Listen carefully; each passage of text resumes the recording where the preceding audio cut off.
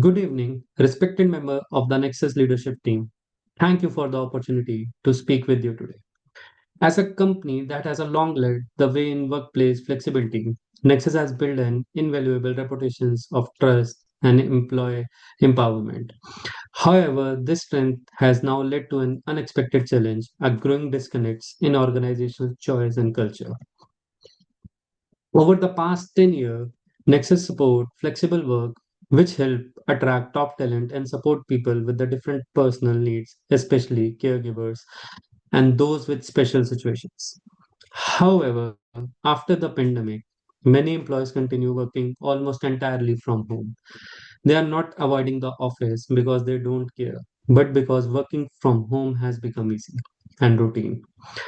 As a result, there have been less casual communications, mentor, teamwork, and a sense of connectivity among colleagues. This issue needs a deeper look.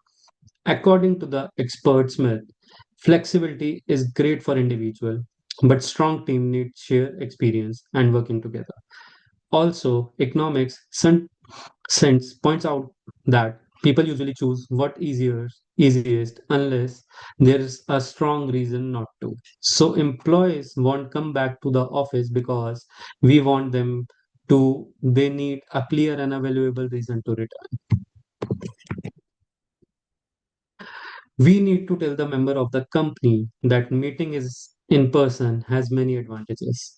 It helps people build trust and strong relationship. Make early career works feel included and encourage unplanned teamworks that can lead to a new idea. It also supports mental health by reducing feeling of loneliness. These personal connections are hard to recreate online. However, some challenges still exist, like health worries, concern about losing work-life balance, feeling unsafe in workplaces, and time loss of commuting. So what's the path forward? It's not a retreat to hard mandates, but rather the intentional design of purpose based in in-person experience.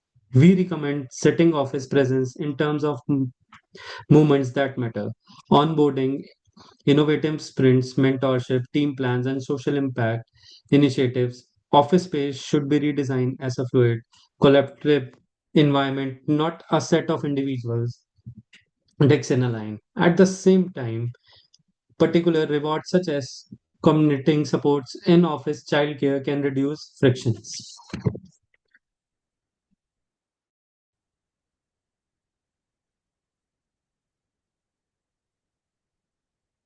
Leadership plays a big role here. Also, we recommend updating your employee valuable position instead of just saying work from anywhere. You could say work from anywhere, connect with purpose. This still support flexibility. Sometimes Nexus is known for, but encourage people to engage more thoughtfully when they come together. It shows that your values are the same, but your expectations are become clear. In the end, Nexus can lead the way in a hybrid work not by reducing flexibility, but by combining it with a stronger sense of community and teamwork. With a thoughtful, caring, and employee focused approach, you can bring people together, spark new ideas, and stay a top place to work well in the future.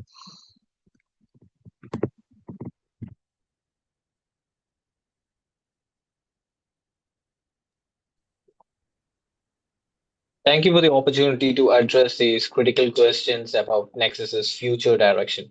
So, let us start at the heart of the tension that Nexus has been feeling.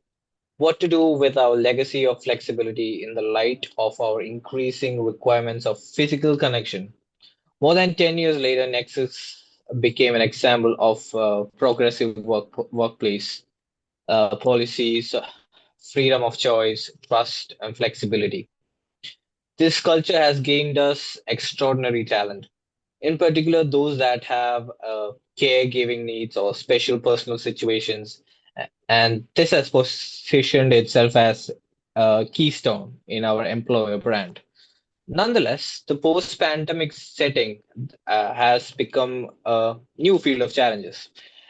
As much as the flexibility is treasured, we are observing clear indications, uh, not only on a scholarly level, but that physical collaboration is critical in order to develop innovation and practice mentorship, as well as organizational solidarity. Of course, the danger is simply that the trend toward bringing more presence into the office may undermine the same culture that has been making Nexus so distinctive. However, that does not need to be a twofold option. Organizations that most successfully combine the independence factor and the planned, goal oriented, in person experiences are those currently beating every other organizations in terms of long term success.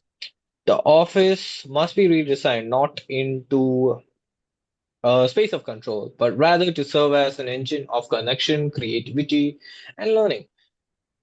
We can also get employees to gather around in activities that actually need the personal touch, like brainstorming, onboarding, or cross functional projects, and yet not violate individual autonomy.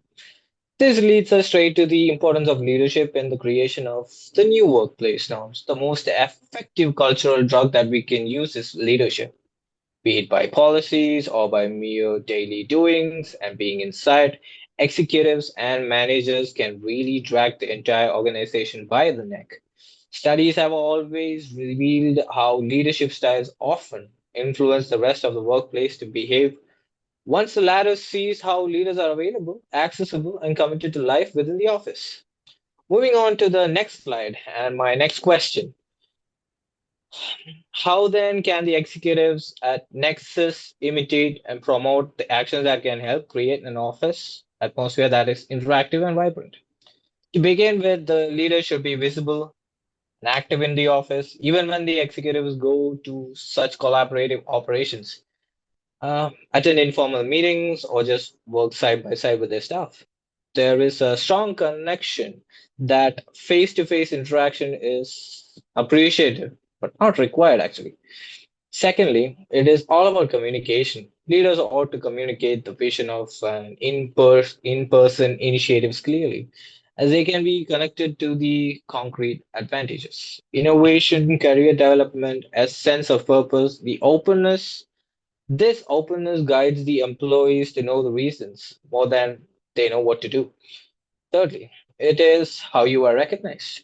Leaders should call out teams and individuals who model a vibrant office culture in or outside of the team, such as by working collaboratively, mentoring others, and finding creative solutions to challenging problems.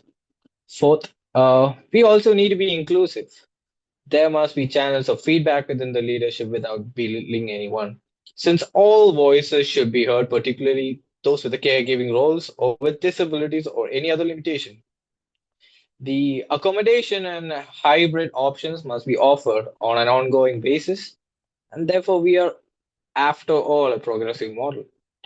Last but not least, leaders themselves have to model balance, exhibiting that one can be flexible without being dilatory, and that one can be mission focused without failing to connect with each other in person. Executives can also be a good role model by just demonstrating how they have integrated work and life. There is no better way to learning than sharing personal experiences. And to conclude, Nexus could certainly preserve and even reinforce its influence as a pioneer in terms of advanced workplace policies thanks to the process of keeping with the times. This is not the way forward, but the exact opposite. It is about the development of an engaging, unifying story in the new age of work, designing meaningful face to face, reframing the office as a resource, and modeling exemplary working allows maintaining the legacy of flexibility and creates a different, more connected, innovative, and vibrant organizational culture. Thank you. Thank you, Suraj. Hi, everyone on the Nexus leadership team. Today, I want to talk about something that has become really important in the modern workplace, how we can boost in person participation without relying on the rules or mandates. Okay, face it. Uh, Many of us got used to work from home because of the pandemic. So now, the real challenge is how do we make people actually want to work, come back to the office, not because they have to, but because they want to. Let me walk you through few strategies, both practical and human centered. So, my first point is redesigning of office spaces. How we feel about working there is greatly influenced by the environment we work in. Considering offices and comfortable spaces, plants, and natural lighting, these are far more welcoming than boring cubicles. And appearances aren't everything. This type of environment improve focus and lessen stress. Additionally, it is easier for everyone to get into a flow when they are task based spaces, such as open areas for team brainstorming or quiet areas for concentrated work. Additionally, it helps people get aware they will have a specific desk when they have to show up. It gives a day a little more security and comfort. Purpose based events, when there is a clear reason for being there, people are much more inclined to show up. Therefore, why not schedule in person time around significant projects, innovative brainstorming, or purposeful team building rather than calling everyone in just because it's Tuesday? Better yet, plan volunteering days or community events, not to mention the power of interactive experiences. This kind of activities give people a sense of belonging and pride and belonging to something greater. People remember events that are fun or emotional and want to attend the next one as well. My third point is incentives and recognition. Now, yes, incentives help, but not all are created equally. Research shows that giving cash bonuses just for showing up can backfire. It makes attendance feel like a chore. Instead, go for a personalized perk, maybe a lunch with the team, a raffle prize, a gift card, or someone's favorite coffee shop, gift card for someone's favorite coffee shop. This feels thoughtful and genuine, not transactional.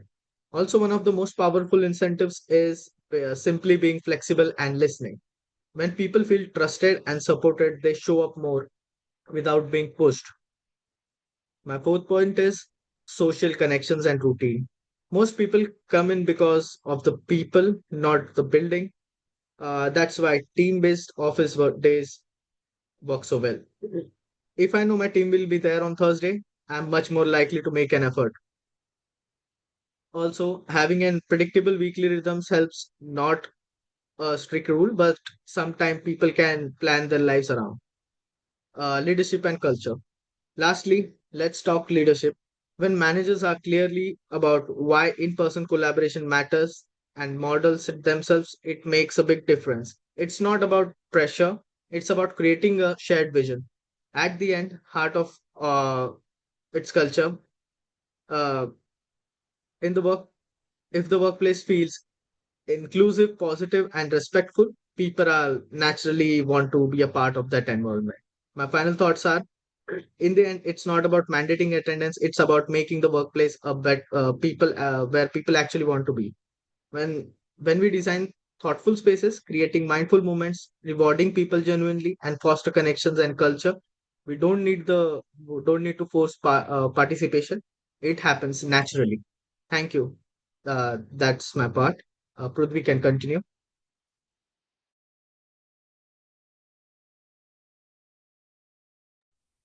Um, yeah, thank you, Abhay.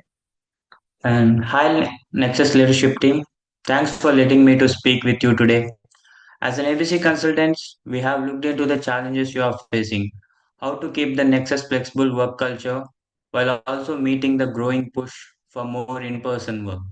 Striking the current balance is crucial so that employees still feel supported and included even the workplace shift needs. Let's first look the ethical and practical sides of this. If company push too much of in-person work, people with disability, caregiving duties or personal challenges might be left out. That's not only unfair, it could also hurt morally and make it harder to keep greater staff. On the top of that, laws like Americans with Disability Act requires company to offer reasonable support. If Nexus ignore this, it could face legal trouble and damage its reputation. Also, when employees feel overlooked during big changes, trust and company culture can decline. That's why these decisions need to be thoughtful and evidence based. We recommend focusing on two main ideas. One is universal design. This means creating workplace that work for everyone without needing special expectations. For example, flexible desks, helpful technologies, and schedules that fits different needs. And the second one, transformational leadership. This leadership style focus on inspiring others through a clear vision, good behavior, and through listening to the team members. Leaders can guide change by setting the right tone and supporting the employees. Based on this, here are the three steps Nexus can take care. Step 1, creating the clear policies that balance face to face work with flexibility. These policies should follow the laws and show the Nexus care about doing what's right. The step 2, train leaders and managers to handle diverse team and understand the value of the flexible work. And step 3, monitoring the process. By getting employees feedback and tracking the results, this way you can make the quick changes if needed. And at the same time, Nexus should refresh its employee value proposition, which makes work at the Nexus attractive. Nowadays, workers want more flexible, meaningful work and focus on well being. Updating the employee value proposition to include these can boost morale, improve retention, and strengthen your brand. To make these changes successfully, start involving employees in redesigning the EVP. Start communicating clearly about what changing and why, and start rolling out changes gradually so employees have time to adapt and give feedback. And in conclusion, this is a great opportunity for Nexus to show strong, thoughtful leadership. By using the universal design, empower leaders, and working with the employees for refreshing the EVP, Nexus can stay flexible while also meet the needs for more in-person time. These changes will support long-term success, happier time, and happier teams, and strong company reputation. Thank you for your time. I'm happy to answer if any questions.